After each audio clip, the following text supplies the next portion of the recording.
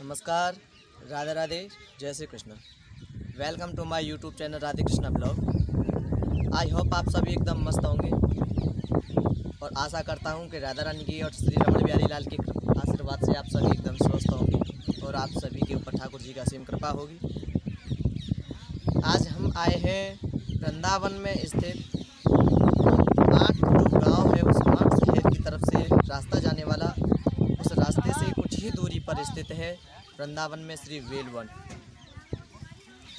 उन वेलवन के अंतर आज हम यहाँ पे एक ऐसा चमत्कारिक और प्रभु तत्व को जानने वाला आज हम आपको उसी कथा से जुड़े कुछ ही प्रसंग में आपको दर्शन कराने वाले हैं माँ लक्ष्मी के।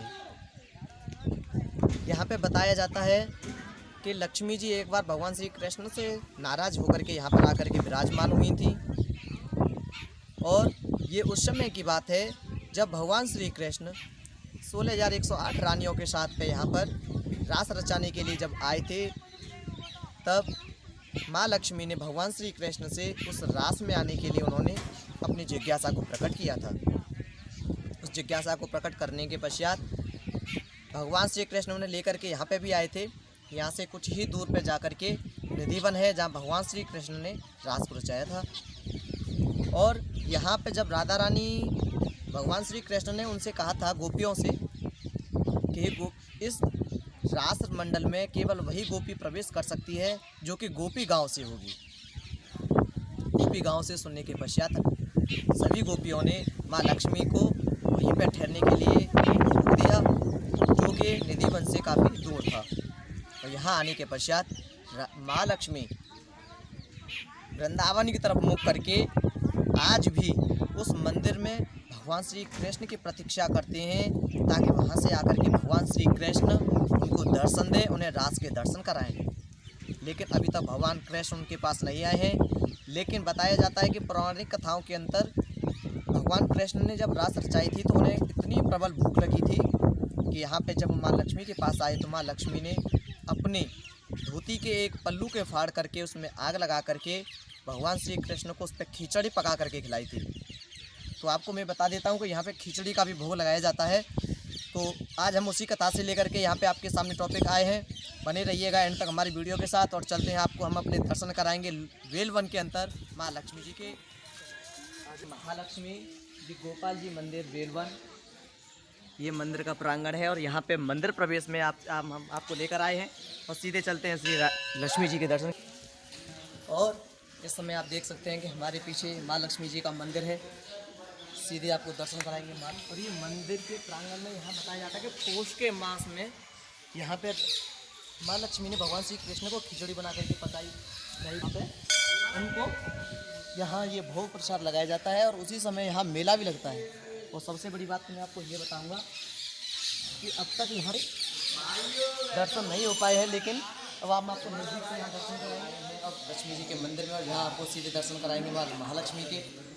आप देख सकते हैं यहाँ नज़दीक से आकर के मंदिर के सौंदर्यता इतनी नज़दीक से महालक्ष्मी के आज आपको हम दर्शन करा रहे हैं। ये मंदिर की यहाँ सौंदर्यता थी, आज आपको हम दर्शन करा सकते हैं। और ये महालक्ष्मी जी के दर्शन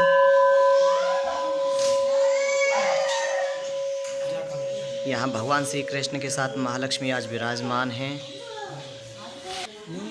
और ये मंदिर की इतनी अद्भुतता के साथ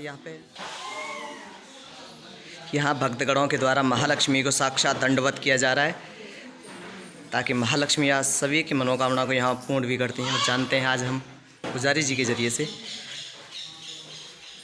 हमारे साथ मौजूद हैं महालक्ष्मी जी के श्री पुजारी जी महाराज और उनसे हम जानने की कोशिश करेंगे कि इस मंदिर की जो स्थितियाँ हैं, इस मंदिर में जो माँ लक्ष्मी का यहाँ पे विराजमान होने का जो उनका मुख्य कर्तव्य था, किस वजह से महालक्ष्मी यहाँ पे विराजमान हुई थी।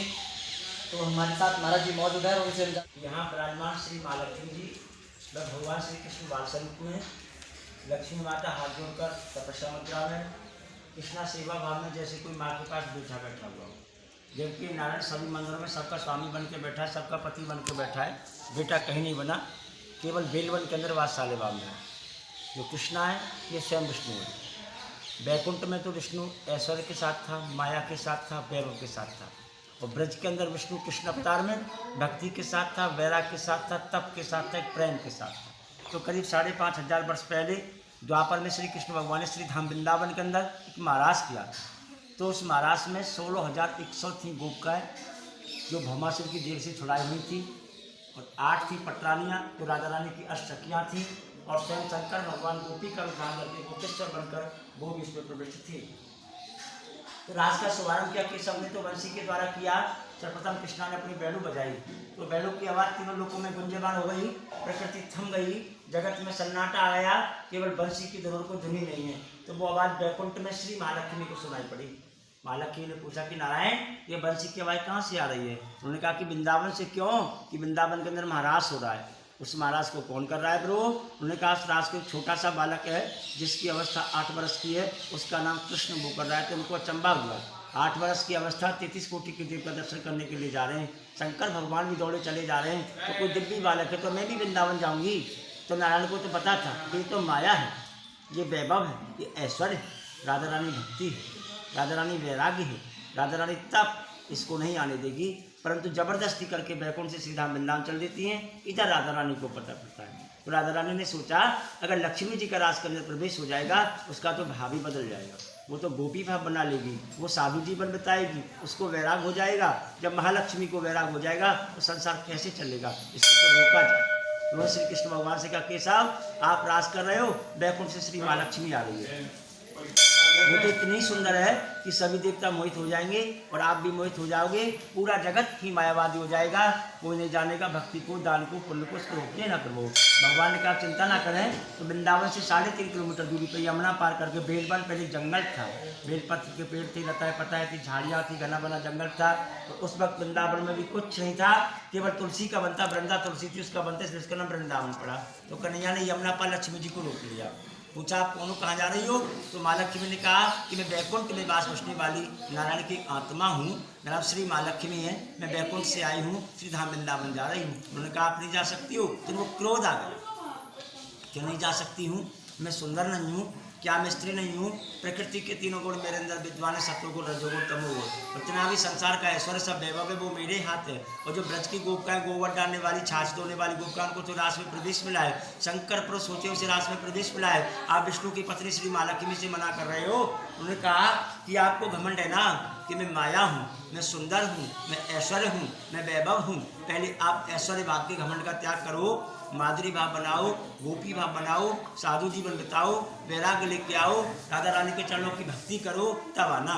तो इस जंगल में बैठ के पद्मासन स्थित देवी पर ब्रह्म स्वरूप पड़ी परमेश्वर जगत माता महालक्ष्मी नमस्तुते पद्मासन में विराजमान होकर तपस्या करने लगी। भगवान श्री कृष्ण ने सोचा कि जंगल में स्त्री का रहना अच्छा नहीं, उसकी सेवा कौन करेगा? बड़े रूप में तो नारायण रह नहीं सकते थे, क्योंकि ब्रज में बाल रूप में आए थे। तो बादशाह बाबा के बोले कि माँ मैं भूखा हूँ। लक्ष्मी जी ने देखा रे नारायण रोकने के लिए मुझसे माँ कह रहे हो, मेरे पास कुछ नहीं प्रभु, 2 मुट्ठी चावल लाई थी, मेरे कौन सा खिचड़ी का भोग लगाइए। तो कन्हैया ने अपने हाथों से खिचड़ी का भोग लगाया। यहाँ पर खिचड़ी का भोग लगता है और पूस मास में हर बृहस्पतिवार को भारी मसाल मेला लगता है। बोलो महालक्ष्मी मैया की जय, बोले राधे रानी सरकार की जय, रमण बिहारी लाल की।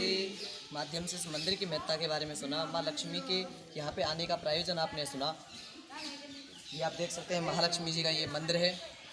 तो अब आपको हम सीधे दर्शन कराते हैं माँ यमुना महारानी के, जो कि इस मंदिर के ही पीछे यहाँ पे वृंदावन के नज़दीक में यहाँ पे विराजमान है। चलिए, और यहाँ हमारी माता बहनाओं के जरिए से श्री महालक्ष्मी के मंदिर की यहाँ परिक्रमा की जा रही है। आप देख सकते हैं ऐसे माँ के चरण में ये महालक्ष्मी जी का मंदिर का वो स्थान है पीछे वाली साइड से, जहाँ माता बहना भाई बंधु अपनी मनोकामना को पूर्ण करने के लिए गौ माता के गोबर से यहाँ पे स्वास्तिक बनाते हैं और अपनी मनोकामना। और यहाँ आप देख सकते हैं कि यहाँ महामाई के चरण पादुका यहाँ पे विराजमान है। हमारे साथ मौजूद है महाराज श्री, जो कि इसका वर्णन आपको यहाँ पे बताएंगे कि यहाँ किस तरीके से माता रानी के यहाँ पे चरण विराजमान है। महाराज जी राधे राधे। ये मैया के धनुष है, ये त्रिशूल है, ये तलवार है, ये ढाल है, ये शंख है, ये पद्म है, ये गदा है, ये चक्र, ये माँ लक्ष्मी के चरण है। ये चरण पादुका यहाँ माँ लक्ष्मी है। जब मैया तपस्या पर बैठी है उस समय यहीं सभी शस्त्र रख दिए। ये बैकुंठ से जब चली वहाँ से तो आप उतावली होके चली जी, उतावली होकर सभी शस्त्र उठा के चली वहाँ पे। तो शस्त्र यहाँ मैया ने रख दिए, पद्मासन लगा के तपस्या पर मैया बैठ गई। बेलवन में आज भी तपस्या कर रही है गोपी भाव लाने के लिए। जी। तो जैसा कि आपको मंदिर में महाराज जी ने बताया था कि महालक्ष्मी जब बैकुंठ धाम से चली थी, और जैसा हमें महाराज जी ने भी बताया है कि महालक्ष्मी जब बैकुंठ धाम से चली थी तो उनके अंदर अपने लक्ष्मी होने का, एक ऐश्वर्य होने का उनके अंदर अभिमान था। तो भगवान श्री कृष्ण राधा रानी के कहने पर माँ लक्ष्मी को यहाँ पे और यहाँ त्यागने के पश्चात महालक्ष्मी वहाँ बेलवन में आज ही तपस्या कर रही हैं ताकि श्री कृष्ण से उनकी मुलाकात हो सके। और महाराज जी ये इनका यहाँ पे क्या, ये मंगत मांगने के लिए, मनोकामना जो मंगत मांगते हैं, जो मैया से कोई भी मंगत मांगेंगे तो स्वस्ति बनाएंगे, वो मंगत पूरी होने पे चांदी की स्वस्ति मैया पे चढ़ाई जाती है। और जो अपना भाव है, एक मतलब 1.5 किलो का या 5 किलो का भोग बनाओ, वो मैया का भोग पूरा हो जाए। तो भोग में भी जैसा जहाँ तक कि यहाँ जो खिचड़ी वगैरह है उसी का भोग लगाना होता है। तो जैसा कि आपने महाराज जी ने हमें बताया है कि यहाँ जो स्वास्तिक बनाया जाता है, स्वास्तिक अपनी मनोकामनाओं को लेकर ही बनाया जाता है। मनोकामनाओं के साथ ही साथ में यहाँ जब मनोकामनाओं को महालक्ष्मी पूर्ण कर देती हैं तब वो स्वास्तिक, चांदी का स्वास्तिक यहाँ चढ़ाते हैं और अपनी श्रद्धा के अनुसार 1.25 किलो या 5.25 किलो खिचड़ी, चावल का खिचड़ी का भोग लगा करके प्रसाद को वितरण करते हैं और आपको दर्शन कराते हैं। सीधे आइए। मैया यहाँ आई है तो इसी पीपल से कान्हा प्रकट हुए माँ को रोकने के लिए। जैसे ही बेलवन में प्रवेश लिया वैसे ही कान्हा प्रकट हुए। तो यहाँ पे महाराज जी हमें बता रहे हैं कि जब माँ लक्ष्मी बैकुंठ धाम से जब यहाँ पे आई थी तो माँ लक्ष्मी को रोकने के लिए भगवान श्री कृष्ण यहाँ इस 5000 वर्ष पहले, 5500 वर्ष पहले इस पीपल के वृक्ष के रूप में यहाँ पे भगवान विराजमान हुए थे। तो महाराज जी बता रहे हैं कि ये 5500 वर्ष पुराना यह पीपल का वृक्ष है। इसी वृक्ष के नीचे आज भी मैया तपस्या इसी छाया में, और इसी के वृक्ष की छाया में यहाँ पे महारानी आज भी यहाँ पे तपस्या करने के लिए विराजमान है। ये जहाँ भगवान भोलेनाथ भी यहाँ पे जब गोपी भाव के रूप में आए थे, एकदम इतना बड़ा इसका मूल्य, जो मेन पेड़ है, ये पेड़ है मेन इसके अंदर, और ये भुजा है, या भुजा से ये वैभव बना है। ये सारा वैभव वहाँ पर इसी भुजा से है और कहीं से संबंध नहीं। जी जी। तो यहाँ पे ये महाराज जी बता रहे हैं जो इसका मेन मूल तत्व है वो केवल एक छोटा सा तना है। उसी छोटे से तना से यहाँ पे भगवान ने अनेक रूप, जो गोपियों के साथ में अपने रूप रखे थे, उन्हीं के रूप में यहाँ पे आज ये भगवान यहाँ पे 5500 वर्ष से यहाँ पे विराजमान है।